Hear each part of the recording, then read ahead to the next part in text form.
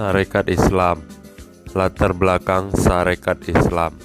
Sarekat Islam dahulu bernama Sarekat Dagang Islam, didirikan pada 16 Oktober 1905 oleh Haji Saman Hudi.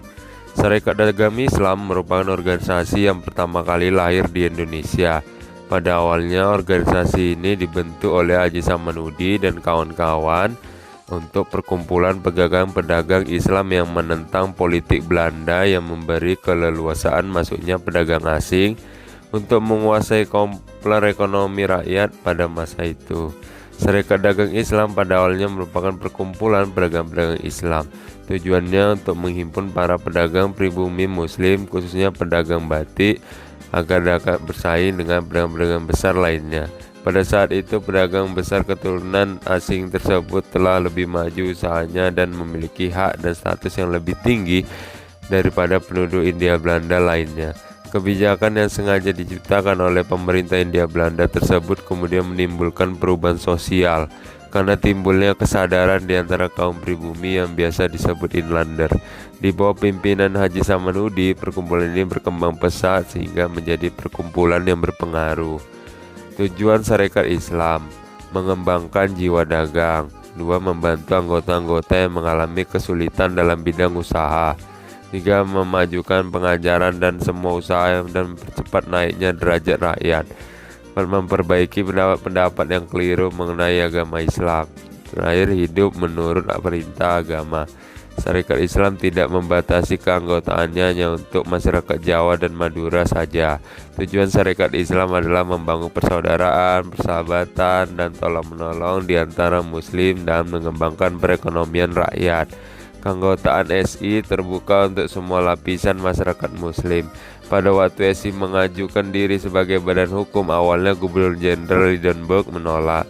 Badan hukum hanya diberikan pada SI lokal. Walaupun dalam anggaran dasarnya tidak terlihat adanya unsur politik, tapi dalam kegiatannya SI menaruh perhatian besar terhadap unsur-unsur politik dan menentang ketidakadilan serta penindasan yang dilakukan oleh pemerintah kolonial.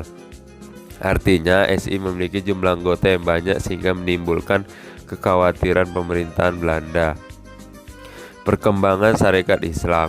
Adapun faktor-faktor yang menyebabkan Sarekat Islam cepat berkembang adalah kesadaran sebagai bangsa yang mulai tumbuh. 2. Sifatnya kerakyatan. 3. Didasari agama Islam. 4. Persaingan dalam perdagangan. Dan 5. Digerakkan oleh para ulama.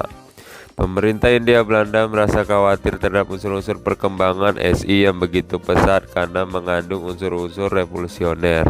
SI dianggap membahayakan kedudukan pemerintah Hindia Belanda karena mampu memobilisasikan massa. Kongres-kongres awal. Kongres pertama diadakan pada bulan Januari 1913 di Surabaya. Dalam kongres ini, Cokroaminoto menyatakan bahwa SI bukan merupakan organisasi politik dan bertujuan untuk meningkatkan perdagangan antar bangsa Indonesia. Anggota yang dibantu mengalami kesulitan ekonomi serta mengembangkan kehidupan religius dalam masyarakat Indonesia.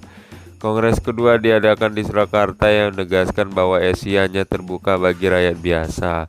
Para pegawai pemerintah tidak boleh menjadi anggota. Pada tanggal 17-24 Juni 1916 diadakan Kongres SI yang ketiga di Bandung. Dalam kongres ini SI sudah mulai melontarkan pernyataan politiknya. SI bercita-cita menyatukan seluruh penduduk Indonesia sebagai suatu bangsa yang berdaulat merdeka. Pada tahun 1917 SI mengadakan kongres yang keempat di Jakarta. Dalam kongres ini SI menegaskan ingin memperoleh pemerintahan sendiri atau kemerdekaan.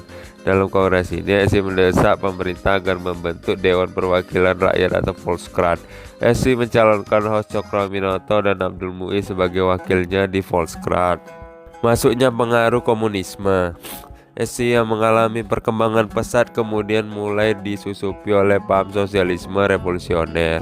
Paham ini disebarkan oleh Sneflit yang mendirikan organisasi SDV atau Indi Social Democratic Vereniging pada tahun 1914. Pada mulanya SDV sudah mencoba untuk menyebarkan pengaruhnya, tetapi karena paham yang mereka anut tidak berakar di dalam masyarakat Indonesia, melainkan diimpor dari Eropa oleh orang Belanda, sehingga usahanya kurang berhasil. sehingga mereka menggunakan taktik infiltrasi yang dikenal dengan blok di dalam. Mereka berhasil menyusup ke dalam tubuh SI karena ingin dengan tujuan yang sama, yaitu membela rakyat kecil dan menentang kapitalisme, namun dengan cara yang berbeda.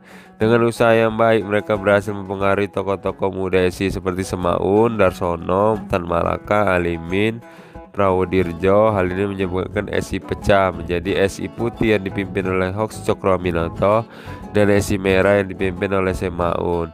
SI merah berlandaskan asas sosialisme komunisme. SI putih yang terdiri dari Gus Salim, Abdul Muiz, Suryo Pranoto, Sekar Maji, Marijan Kartowissuryo berhaluan kanan berpusat di kota Yogyakarta.